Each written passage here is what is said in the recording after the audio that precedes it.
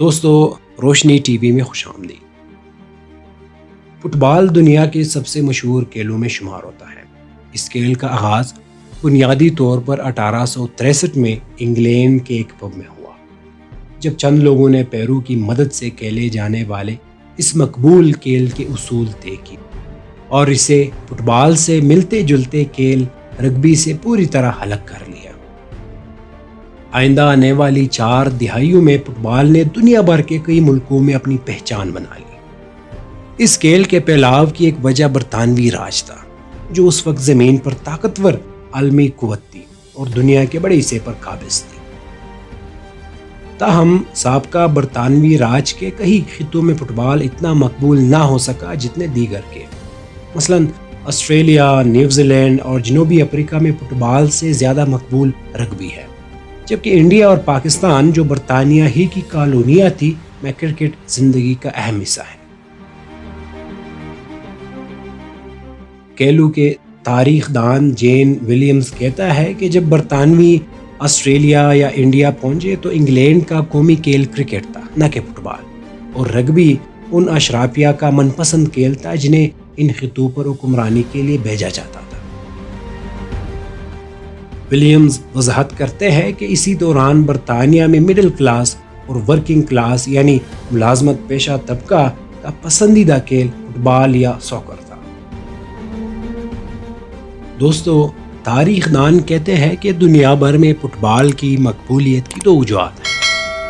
پہلی یہ کہ برطانوی انجینئرز کی جانب سے بنائی گئی ریلوے لائنز کا پھیلاؤ، دوم یہ کہ دوسرے ملکوں کے لوگوں کے ساتھ تعلیمی تبادلہ، خاص کر کے لاطینی امریکہ اور ایشیا میں۔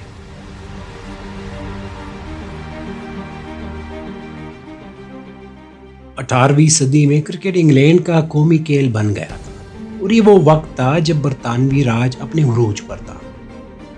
مگر ایک دوسرا کھیل بھی اپنی مقبولیت قائم کیے ہوئے تھے، یعنی رگبی، جس کے بارے میں کئی دہائیوں تک کہا جاتا رہا ہے کہ یہ جینٹل مین کا وحشیانہ کھیل ہے۔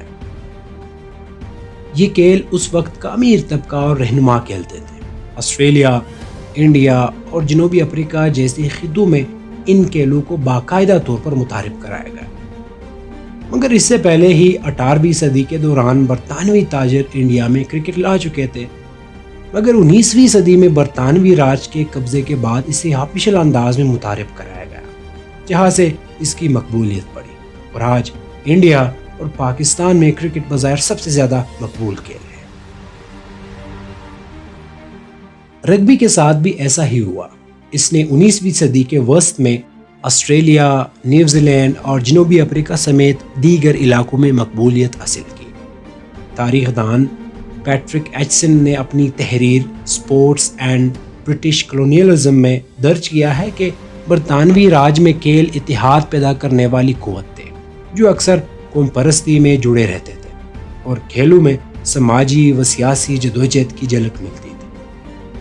اسی اثر رسوخ نے انڈیا، پاکستان اور آسٹریلیا کو کرکٹ پسند کرنے والے ملکوں میں بدلا، جبکہ رگبی میں نیوزی لینڈ، جنوبی افریقہ، آسٹریلیا اور سابقہ برطانوی نوآبادیاتی علاقے عالمی چیمپئن بن گئے۔ آسٹریلیا میں سب سے مقبول آسٹریلین رولز فٹ بال یا آسٹریلوی فٹ بال ہے، جو کہ دراصل کرکٹ، رگبی اور فٹ بال کا ملاپ ہے۔ یہ انگلش رگبی یونین سے ملتا جلتا ہے۔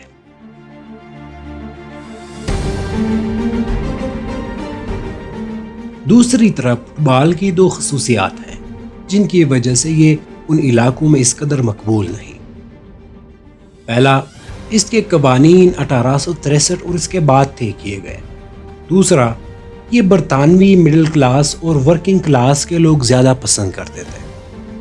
ولیمز کہتے ہیں کہ جب تک برطانیہ میں فٹ بال ایک مقبول کھیل بنا، کرکٹ اور رگبی پہلے ہی نوآبادیاتی علاقوں میں مقبول ہو چکے تھے، اور یہ ہمیشہ سے اپر کلاس اور اشرافیہ کا پسندیدہ کھیل تھے۔ تاہم برطانوی سامراج نے اپنے افریقی نوآبادیاتی علاقوں میں فٹ بال کو بھی اتحادی قوت کے طور پر استعمال کیا۔ ایچسن نے کہا ہے کہ رنجباز، مصر اور دوسرے نوآبادیاتی علاقوں میں کھیلوں کے ذریعے کنٹرول بڑھانے کے مقصد سے مختلف لیگز کرائی جاتی تھی۔ فٹ بال کو اسی مقصد کے لیے استعمال کیا گیا، مگر فٹ بال مزید طریقوں سے بھی پھیلتا رہا۔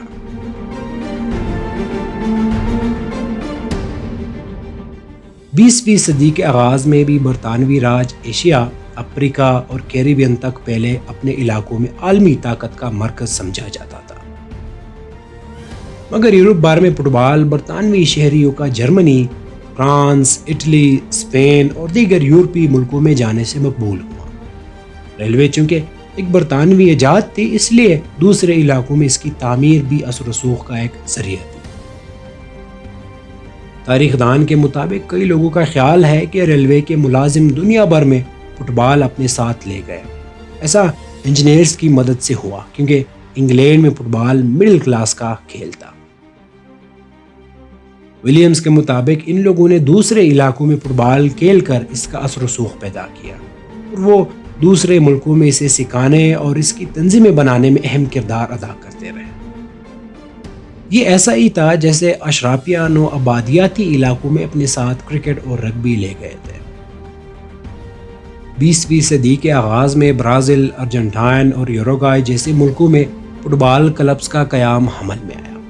ان میں سے کئی کے انگریزی نام رکھے گئے جو آج بھی برقرار ہیں، جیسے ارجنٹائن میں ریور پلیٹ اور بوکا جونیئرز، یوروگوئے میں کلب نیشنل دی فٹ بال اور برازیل میں لومینس ایف سی۔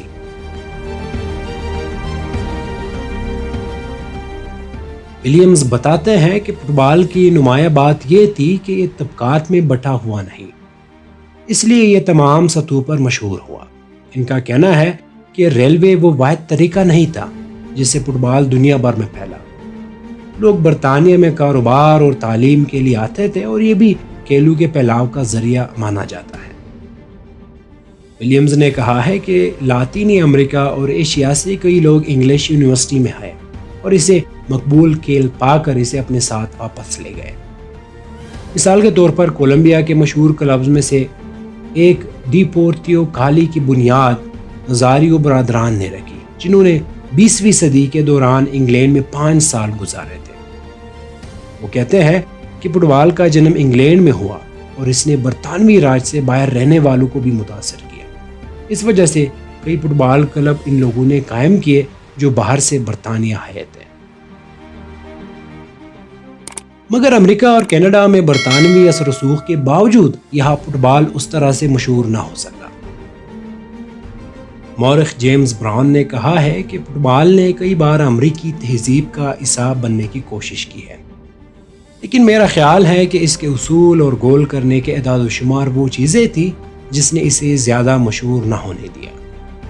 ان کے مطابق امریکیوں کو وہ کھیل پسند ہے جن میں زیادہ بڑے نمبرز شامل ہوتے ہیں، لیکن سچ یہ ہے کہ 16 سال کی عمر تک اس ملک کے نوجوان سوکر کھیلتے ہیں، تو یہاں اس کا مستقبل دیکھا جا سکتا ہے۔